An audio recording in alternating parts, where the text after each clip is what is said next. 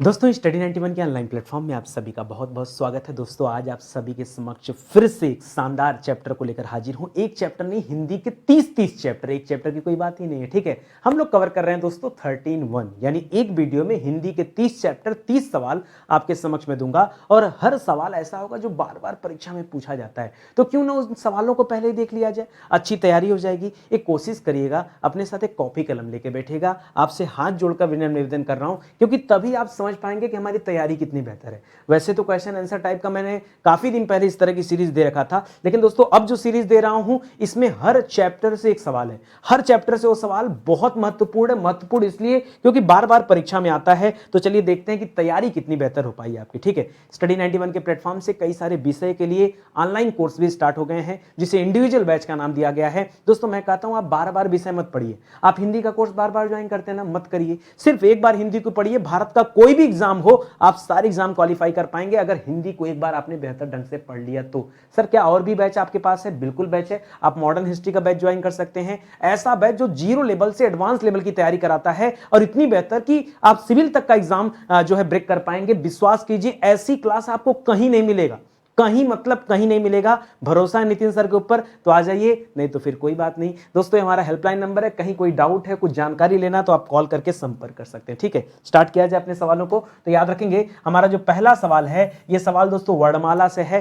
पहला सवाल क्या है, लिख रहा है जिन ध्वनियों की गणना न स्वर में की जाती है न व्यंजन में की जाती है, उसे क्या कहते हैं? उसे कहते हैं अयोगवा। क्या कहते हैं दोस्तों? अयोगवा। जो स्वर और व्यंजन में दोनों में जिसको कैलकुलेट नहीं किया जाता है, गणना जिसकी नहीं होती है, और कौन कौन से होते हैं? एक होता अंग, एक होता अह। इस अंग को क्या कहते हैं दोस्तों? इस अंग को अनुस्वार कहते हैं। क्या कहते हैं दोस्तों? इस अंग को अनुस्वार कहते हैं। इस अह को क्या कहते हैं दोस्तों? इसको विसर्ग नाम देते हैं, ठीक है। तो याद रखेगा यही दो हैं जिन्हें अयोगवाह के अंतर्गत रखा जाता है। तो यहां पर क्या हो जाएगा? ऑप्शन नंबर 4 बिल्कुल सही जवाब। अगला सवाल दे रहा दोस्तों, पत्र लेखन से संबंधित सवाल है। लिख रहा निम्नलिखित में से कौन सा पत्र वैयक्तिक पत्र होता है? वैयक्तिक मतलब क्या होता है दोस्तों? वैयक्तिक का मतलब होता है व्यक्तिगत। क्या होता है दोस्तों? व्यक्तिगत का तात्पर्य क्या है? व्यक्तिगत। यानी आपका पर्सनल लेटर कौन सा होता है? तो लिख रहा व्यापारिक पत्र, तो ये तो पर्सनल है नहीं, ये तो बिजनेस पॉइंट ऑफ व्यू से है। प्रार्थना पत्र तो एप्लीकेशन होता है। मित्र को पत्र ये आपका पर्सनल हो सकता है। संपादक को तो संपादकीय हो जाएगा। तो ऐसे में जवाब क्या हो गया? Option number 3। बहुत आसान है, कठिन एकदम नहीं है, और बार बार ये सारे सवाल आपसे आपकी परीक्षा में पूछे जाते हैं। चलिए अगले सवाल पर आते हैं। लिख रहा धातुष्मा में कौन सी संधि है? देखिए जब कभी आपसे संधि पूछे ना, आप सीधे सीधे क्या कर दो, नोट कर लो। पहले आपसे पूछा धातुष्मा में कौन सी संधि, तो धातुष्मा दो शब्दों से मिलकर बना है। एक शब्द है दोस्तों धातु, दूसरा शब्द है दोस्तों उष्मा, ठीक है। तो धातु में ये छोटा ऊ मिल गया, उष्मा से बड़ा ऊ मिल गया, और छोटा ऊ बड़ा ऊ मिलकर क्या बना दिए? बड़ा ऊ। और जब कभी बड़ा ऊ आता है तो वहां पर संधि कौन सा होता है? दीर्घ स्वर संधि। देखिए दीर्घ स्वर संधि का नाम ही दीर्घ है। क्यों दीर्घ नाम है दोस्तों? क्योंकि जहां पर बड़ा आ जाए, बड़ा ऊ आ जाए, बड़ी ई आ जाए, बड़ा री आ जाए, वहां पर जवाब क्या होता है? याद रखेंगे दीर्घ स्वर संधि। ऐसे में यहां सही उत्तर क्या हो जाएगा? ऑप्शन नंबर 3 आपका सही जवाब हो जाएगा, राइट आंसर। तो ये आपके संधि विच्छेद से संबंधित सवाल है। अगला आपका फेवरेट चैप्टर समास का। जी हां दोस्तों, समास विग्रह का सवाल सुनिएगा। समास विग्रह लिख रहा कला प्रवीण में कौन सा समास है? जब कोई समास देना, सबसे पहले समास का विग्रह करना सीखे, यानी इसको तोड़ करके अलग करेंगे तो आपको मिलेगा दोस्तों कला प्रवीण का कला में प्रवीण। क्या दोस्तों? कला में प्रवीण। तो ये दोस्तों जहां पर कारक वाले आ जाते हैं वहां उन सभी में सही उत्तर क्या होता है? तत्पुरुष समास होता है। क्या होता है? तत्पुरुष समास, ठीक है। इसको याद रखेंगे, कर्ता तत्पुरुष को छोड़ करके और संबंध तत्पुरुष को उसको संबोधन को छोड़ करके बाकी हर तरह के तत्पुरुष समास होते हैं, ठीक है। जैसे कर्ण तत्पुरुष भी होता है, अपादान भी होता है, अधिकरण भी होता है, संप्रदान भी होता है, संबंध तत्पुरुष भी होता है। तो उसमें ये क्या है? ये किसका एग्जांपल है? कला प्रवीण, यानी कला में प्रवीण, यानी यहां पर अधिकरण तत्पुरुष है। अगर और अंदर जाके उत्तर आपसे पूछ ले कि तत्पुरुष में भी किस प्रकार का है, तो क्या बताएंगे दोस्तों? में पर किसकी पहचान है? ये अधिकरण की पहचान है, इसलिए सही उत्तर क्या हो जाएगा? अधिकरण तत्पुरुष आपका सही जवाब हो जाएगा।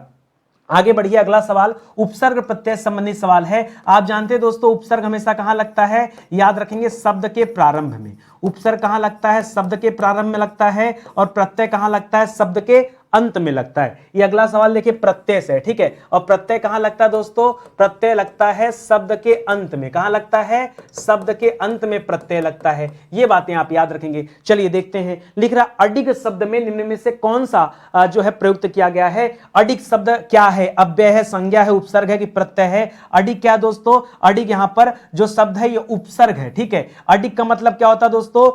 जो अपने स्थान से न डिगे, न डिगे मतलब न हटे, तो अडिग दोस्तों स्थिर को कहा जाता है। कई बच्चे कंफ्यूजन में आकर के अस्थिर कर देते हैं, अस्थिर नहीं होगा। अडिग को हम क्या कहते हैं दोस्तों? अडिग के लिए अगर हम पर्यायवाची आपसे पूछ दें तो क्या बताएंगे दोस्तों? अडिग का पर्यायवाची क्या होता है? स्थिर होता है। या अडिग का पर्यायवाची क्या हो सकता है दोस्तों? अचल हो सकता है। यानी जो अपने स्थान से चलायमान न हो, जो अपने स्थान से न हटे, उसे कहा जाता है अडिग। ये उपसर्ग है, ठीक है। इसी तरह से दोस्तों अगला दे रहा है कि धातु के अंत में जोड़े जाने वाले प्रत्यय क्या कहलाते हैं दोस्तों? तो जिन प्रत्यय को धातु के अंत में जोड़ा जाता है उसे क्या कहते हैं? उसे कृत प्रत्यय कहते हैं। तद्धित प्रत्यय किसे कहते हैं दोस्तों? जो संज्ञा या सर्वनाम के साथ जुड़े, जो संज्ञा सर्वनाम आदि के साथ जुड़े, उसे क्या कहते हैं? उसे तद्धित कहते हैं। संज्ञा सर्वनाम विशेषण भी लिख लीजिए। संज्ञा सर्वनाम विशेषण के साथ जो जुड़े उसे क्या कहते हैं? उसे तद्धित कहते हैं। और जो धातु के साथ जुड़े, धातु यानी जो क्रिया के साथ जुड़े, उसे क्या कहते हैं दोस्तों? उसे कृत प्रत्यय कहते हैं। तो इसको भी ध्यान रखिएगा, परीक्षा में ऐसे भी सवाल आ सकते हैं।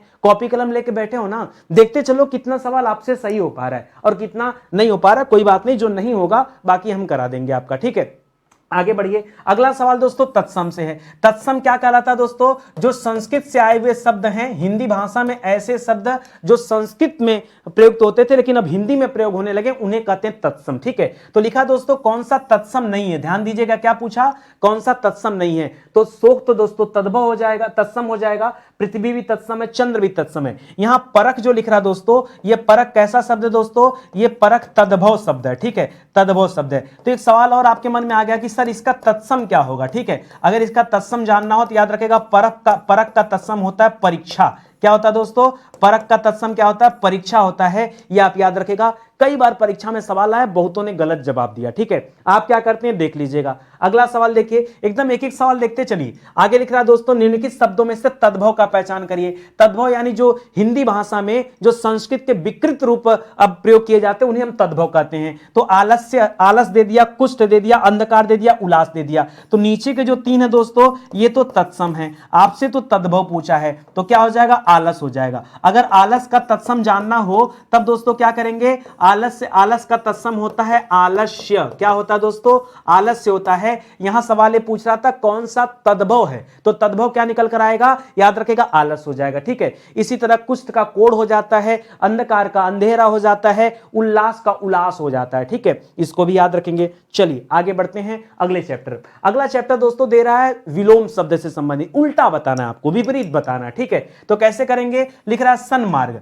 सन्मार्ग, इसको ऐसे नहीं लिखना चाहिए, सन्मार्ग ऐसे लिखा जाता है, ठीक है। तो अगर मैं पूछूं आपसे कि सन्मार्ग का विलोम क्या होगा दोस्तों, तो क्या बताएंगे? सन्मार्ग, सन मतलब होता अच्छा। सन्मार्ग को अगर आप अलग अलग करेंगे तो मिलेगा आपको सतधन मार्ग। क्या मिलेगा? सतधन मार्ग मिलेगा। इसी को कहते हैं सन्मार्ग, ठीक है। और इसका उल्टा क्या हो जाता है दोस्तों? कुमार्ग हो जाता है, ठीक है, यानी बुरा मार्ग, ठीक है। तो याद रखेगा, सहज मार्ग नहीं, सुमार्ग नहीं, अमार्ग नहीं, क्या हो जाएगा? सन्मार्ग का कुमार्ग हो जाता है। ये आप याद रखेंगे तो ऑप्शन नंबर 4 सही जवाब हो जाएगा। अगला सवाल दे रहा दोस्तों, अगला सवाल करा आसक्ति का पर्यायवाची बताइए। एक्सीडेंटल सवाल है, ऐसा सवाल जो न चाहते हुए भी गलत आप करते हैं, ध्यान नहीं देंगे गलत हो जाएगा भी उत्तर। सुनिए, लिखा आसक्ति, पूछा दोस्तों पर्यायवाची। बच्चे इतने तेजी में होते हैं, विलोम समझ के अनुरक्ति मार देते हैं, ठीक है, अनुभूति कर देते, भक्ति कर देते, श्रद्धा कर देते हैं। पहले समझिए, यहां पूछा क्या दोस्तों? ये आसक्ति। आसक्ति का अगर आपसे विलोम पूछता, अगर आपसे विलोम पूछता तब आप क्या बताते दोस्तों? विलोम पूछता तो आसक्ति का विलोम हो जाता अनासक्ति। क्या हो जाती दोस्तों?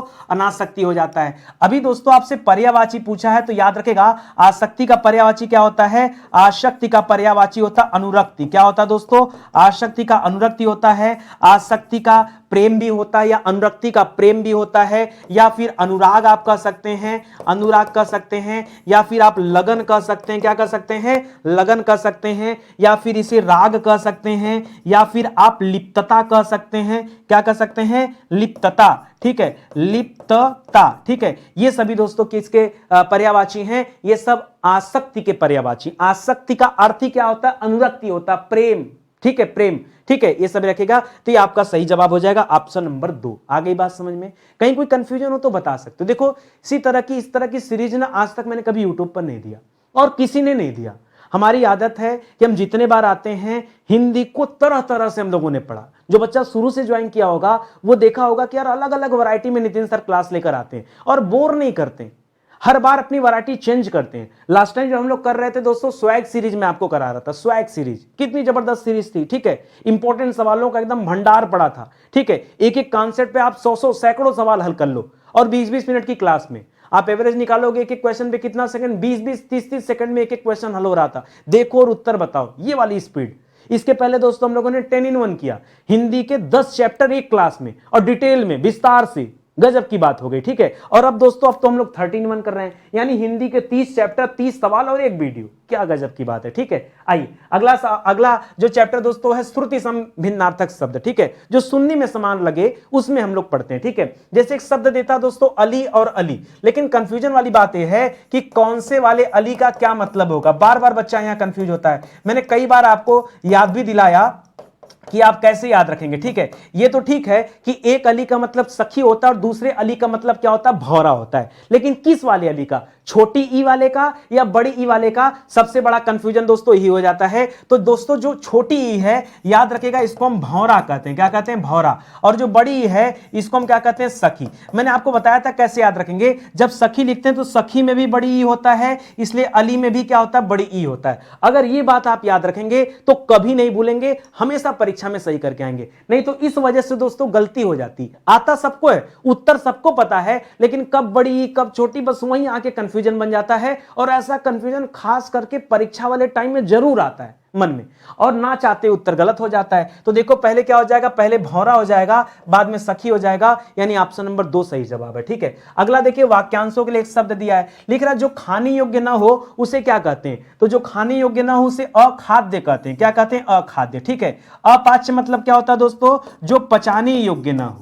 अपाच्य का मतलब क्या है, जो पचाने योग्य न हो उसे क्या कहते हैं, अपाच्य, ठीक है, ठीक है। जिससे लाभ न हो उसे क्या कहते हैं, अलभ्य। जिससे लाभ न हो उसे क्या कहते हैं, अलभ्य कहते हैं, ठीक है। और पथ्य किसे कहते हैं, रास्ते को। देखिए पथ माने रास्ता होता है, ठीक है, पथ माने क्या होता है, रास्ता। एक शब्द होता है नेपथ्य। नेपथ्य किसे कहते हैं दोस्तों, रंगमंच में पीछे के पर्दे का जो स्थान होता है उसे हम कह लेते हैं नेपथ्य, ठीक है। तो फिलहाल यहां पर हमारा सही जवाब क्या है, अखाद्य हो जाएगा। जो खाने योग्य ना हो उसे क्या कहते हैं, अखाद्य कहते हैं। लेकिन वर्तनी की दृष्टि से आप बताइए कि कौन सा शुद्ध शब्द है जो सही है वो बताना आपको। लिख रहा अनुषांगिक या आनुषंगिक क्या सही होता है, ये आप ध्यान दीजिए। तो याद रखिए दोस्तों, कभी भी इक प्रत्यय लगा हो, ध्यान दीजिएगा, अगर इक क्या लगाओ दोस्तों, इक प्रत्यय कहीं लगाओ, और आप जानते हैं प्रत्यय कहां लगता है दोस्तों, प्रत्यय हमेशा शब्द के अंत में लगता है। और कभी भी इक प्रत्यय लगा हो तो हमेशा याद रखिएगा, जैसे शब्द मैंने लिया दोस्तों सप्ताह, ठीक है, और सप्ताह में जैसे ही दोस्तों इक प्रत्यय जुड़ेगा ना, याद रखिएगा स का सा हो जाएगा, क्या हो जाएगा, सा हो जाएगा, और यहां पर क्या हो जाएगा दोस्तों,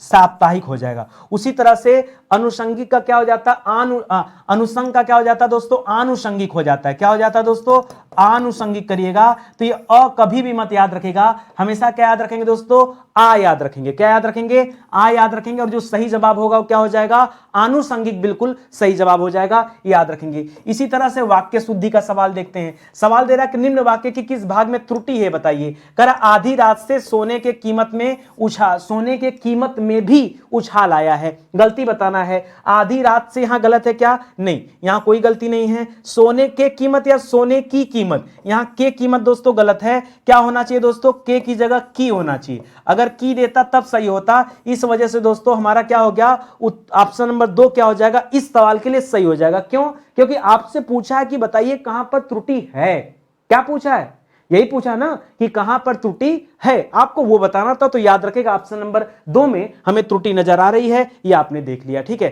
अगले चैप्टर में आइए, एक चैप्टर दोस्तों लिंग का चैप्टर, बड़ा कंफ्यूजन वाला सवाल। जी हां दोस्तों, लिंग, मैंने कहा था दोस्तों लिंग की पहचान आप कैसे कर सकते हैं, उसके साथ विशेषण शब्दों का प्रयोग करके। सवाल दे रहा दोस्तों निम्नलिखित में पुल्लिंग शब्द पहचानना है। लिख रहा दया, ठीक है, दया करनी चाहिए, दया करना चाहिए, करनी चाहिए। तो याद रखिए दया क्या हो जाएगा दोस्तों, दया आपका ये स्त्रीलिंग शब्द हो जाएगा, ठीक है।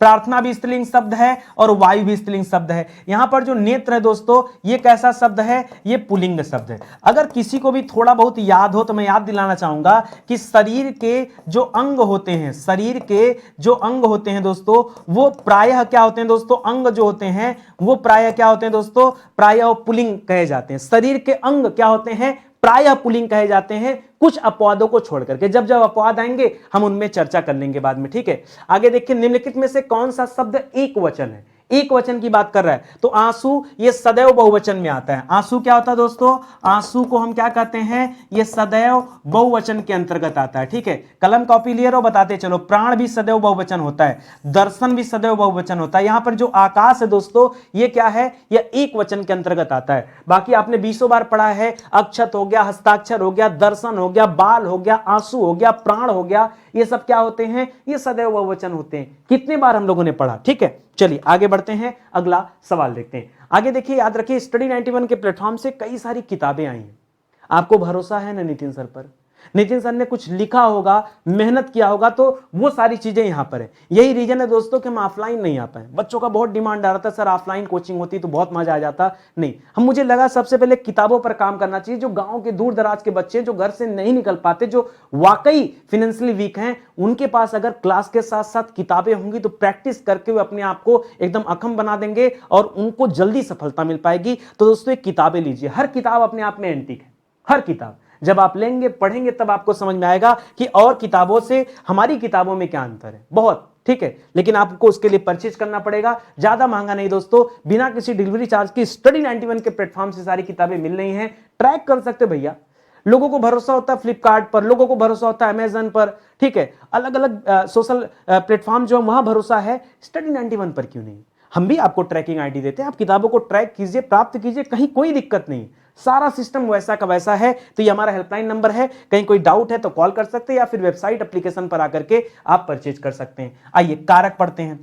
लिख रहा वृक्षों से पत्ते झड़ते हैं, इनमें कौन सा कारक है दोस्तों? याद रखिए, जो से है ना, वैसे तो हम से की बात करते हैं तो से दो जगह आता है। एक तो कर्ता ने कर्म को करण से, करण भी आता है, दूसरा दोस्तों अपादान भी आता है। अंतर क्या दोस्तों? जब कभी माध्यम की बात करे तब आप क्या करेंगे दोस्तों? तब आप करण कारक बताएगा। लेकिन दोस्तों जब अलगाव की बात करें, किसकी बात करें? जब कभी अलगाव की बात करें, जब कभी डर की बात करें, जब कभी लज्जा की बात करें, जी हां दोस्तों, तब क्या करेंगे? इन सब स्थितियों में आप क्या करते हैं? अपादान का प्रयोग करते हैं, ठीक है। तो यहां पर जो से है, ये वृक्ष से पत्ते अलग हो रहे हैं, दूर हो रहे हैं, ठीक है। इसलिए आप यहां पर क्या करेंगे दोस्तों? अपादान कारक करेंगे। जैसे मान लीजिए एक सवाल दे देता कि गंगा हिमालय से निकलती, तो हिमालय से दूर हो रही ना, तो क्या हो जाता? अपादान। या मैं कहता मोहन स्कूल से नहीं, हमारे घर से दिल्ली 500 किलोमीटर दूर है, तो ये दोस्तों दूरी को बता रहे हैं। यहां भी दोस्तों क्या हो जाता? यहां भी इस तरह से भी अपादान कारक आ जाता। तो कई सारे तरीके हैं। जैसे सीमा कुत्ते से डरती है, तो हमने बताया ना कि डरना ये कहां पर आता है दोस्तों? या बहू ससुर से लजाती है, लज्जा ये कहां आता है? ये भी अपादान में आता है। तो ये सारी चीजें आप ध्यान रखें, ठीक है। आगे देखिए, काल से सवाल दे रहा है, लिख रहा है कौन सा वाक्य आसन्न भूतकाल में है, ठीक है। आसन्न भूतकाल जिस बच्चे को नहीं पता होगा कभी नहीं बता पाएगा। मैं बताऊं आसन्न भूतकाल क्या होता है अपने भाषा में? आसन्न भूतकाल का मतलब होता है जो काम अभी अभी हुआ हो। याद रखिए, आसन्न भूतकाल का मतलब क्या होता है? जो कार्य अभी अभी हुआ हो, ठीक है। जो कार्य अभी अभी हुआ हो उसे क्या कहते हैं दोस्तों? उसे आसन्न भूतकाल कहते हैं। जैसे लिख रहा है कि तू आता तो मैं जाता, ठीक है। या नहीं, यहां तो डिपेंडेंसी बता रहा है। मोहन आया और सीता गई, ये भी नहीं। वह आया था, नहीं। मैंने आम खाया है, आम खाया मतलब मैंने अभी अभी आम खाया। आप कल्पना करो, जैसे आपने कहा कि मैंने कहा कुछ लोग काफी, नहीं, मैंने अभी भी पी है, ठीक है, या मैंने अभी पी है। तो इसका मतलब क्या हो गया कि अभी अभी। आसन्न भूतकाल वहां होता है जो कार्य अभी अभी हुआ हो, वहां क्या होता है? आसन्न भूतकाल। वहां क्या होता? बहुत आसान तरीका है पहचानने का। लेकिन जब ये सारी बातें आप ध्यान रखेंगे तो इस तरह की सीरीज से जुड़ जाइए। हिंदी के 30 के 30 चैप्टर डेली आपको रिवाइज होंगे, डेली आपके दिमाग में आते रहेंगे। मुझे बताओ, इससे बेहतर कुछ हो सकता है क्या? कहीं नहीं मिलेगा। इससे बेहतर, इससे अच्छी क्लास आपको कहीं नहीं मिलेगी, ये विश्वास कर लो। आगे बढ़ो दोस्तों। भाषा और बोलियों से संबंधित सवाल है। लिख रहा है ब्रज भाषा का केंद्रीय क्षेत्र क्या है? ब्रजभाषा। एक सवाल और आता दोस्तों कि ब्रजभाषा का जन्म किससे हुआ दोस्तों, तो याद रखेगा ब्रजभाषा पैदा हुआ है पश्चिमी हिंदी में। किसमें है दोस्तों, ब्रजभाषा किसमें आती है, पहले तो याद रखेगा पश्चिमी हिंदी में, और पश्चिमी हिंदी किसमें आता है, तो याद रखेगा सौरसेनी अपभ्रंश में। किसमें आता दोस्तों, सौरसेनी अपभ्रंश में आता है। ये दो लाइन आप जरूर याद रखेगा, पता नहीं कब कहां से सवाल दे दे। अब पूछ रहा दोस्तों ब्रजभाषा का केंद्र कहां है, तो सिंपल सी बात है, बच्चा बच्चा जानता है कि ब्रजभाषा का केंद्र मथुरा है। कहां है, मथुरा। लेकिन इस बात को याद रखते हुए इसको मत भूलिएगा। अगला दे रहा दोस्तों, निर्मला उपन्यास के लेखक कौन है, सोच समझ के बताइए। जयशंकर प्रसाद, कल वाली क्लास में दोस्तों हम लोगों ने किया था कि जयशंकर प्रसाद की रचना पूछा था कामायनी, ठीक है, कामायनी। चलिए अच्छी बात थी, कामायनी बता दिया। आज जो उत्तर है दोस्तों ये प्रेमचंद, ठीक है। तो प्रेमचंद में हम लोग क्या पढ़ते दोस्तों, हम लोग गोदान और गबन, हम लोग एकदम रटा रहता है कि गोदान और गबन ये दो पुस्तकें जरूर पढ़ते, लेकिन इसके बाद नहीं पढ़ते। तो निर्मला पढ़िए आज के बाद और चीजें आप याद करिए, कुछ किताबों का नाम और याद रखिए, जैसे सेवा सदन याद रखेगा, गोदान याद रखिए, गबन याद रखिए, सेवा सदन याद रखिए, प्रेमाश्रय याद रखिए, क्या याद रखेगा, प्रेमाश्रय याद रखेगा, ठीक है। आप कर्मभूमि याद रखेगा, कर्मभूमि किसकी रचना है, यह भी मुंशी प्रेमचंद जी की रचना, कर्मभूमि, ठीक है। रंगभूमि, कर्मभूमि के साथ साथ रंगभूमि भी याद रखेगा, ठीक है।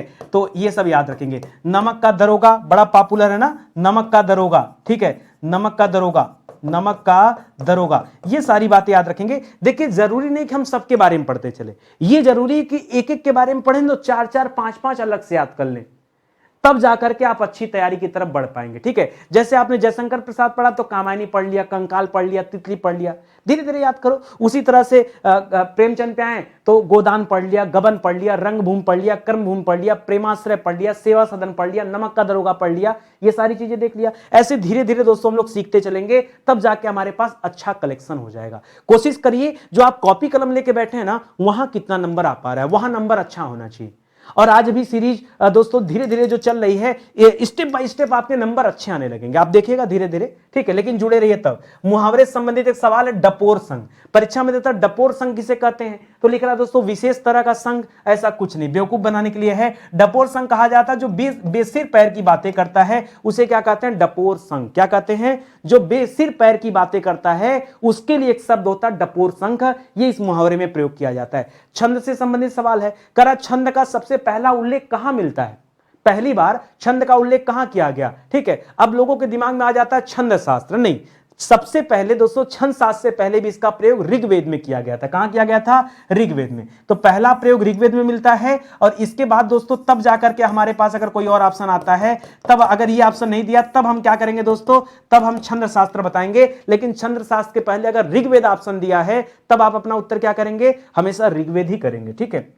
आगे बढ़िए। संज्ञा से संबंधित सवाल लिख रहा है, कौन सा शब्द भाववाचक संज्ञा है। एक बात बताओ मुझे, भाववाचक संज्ञा में होगा क्या, भाव बताएगा ना, संज्ञा का भाव बताएगा। जैसे लिख रहा है मिठाई, तो मिठाई भाव नहीं है दोस्तों, मिठाई देखिए क्या है, मिठाई नाम है, संज्ञा हम बोल सकते हैं लेकिन भाव नहीं है। मीठी भी भाव नहीं दोस्तों, मिठास और मीठा में एक भाव है, ठीक है। अब क्या भाव है, कैसे पता किया जाएगा, जैसे किसी की बोली मिठास होनी चाहिए कि मीठी बोली होनी चाहिए, तो आप कहेंगे दोस्तों मीठी, लेकिन दोस्तों वो मीठी देखिए, जैसे हमने कहा रसगुल्ला मीठा है, तो दोस्तों गुड़ बताता है। ये जो मीठा शब्द है ना, याद रखिएगा, एक गुणवाचक में आता है। किस में आता है, ये गुणवाचक में आता है। और जब कभी आप भाववाचक में आएंगे तो भाववाचक क्या होता है दोस्तों, ये मिठास शब्द होता है, ठीक है। भाववाचक में क्या आएगा, मिठास। जो आपको कंफ्यूजन हो रहा था उसको थोड़ा दूर करिए। मीठा क्या दोस्तों, गुणवाचक शब्द है, मिठास क्या है, भाववाचक शब्द है, और मीठी तो होगा नहीं, ठीक है, मीठी, ठीक है, मिठाई संज्ञा हो जाएगा। लिख रहा दोस्तों यहां पर,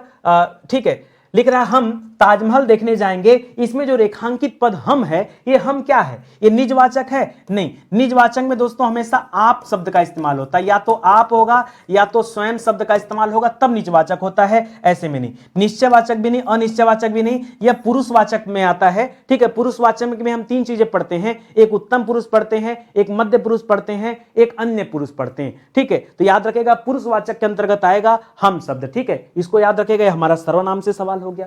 हर चैप्टर पे आपकी नजर पड़ेगी, कुछ ओझल होने वाला नहीं है। विशेषण में देखिए लिख रहा महान का उत्तरावस्था क्या होगा। देखिए पहले आप समझिएगा, सबसे पहले होता दोस्तों मूलावस्था। क्या होता दोस्तों? सबसे पहले क्या होता? मूलावस्था। मूलावस्था के बाद क्या होता दोस्तों? याद रखिएगा उत्तरावस्था होता, उत्तरावस्था। और उत्तरावस्था के बाद क्या होता दोस्तों? अंतिम में होता उत्तमावस्था। क्या होता है? उत्तमावस्था। ठीक है, ये तीन होते हैं। अब तीन कैसे होते हैं? जैसे मान लीजिए महान लिख दिया, ठीक है, तो महान आ जाएगा, क्या हो जाएगा? मूल शब्द हो जाएंगे।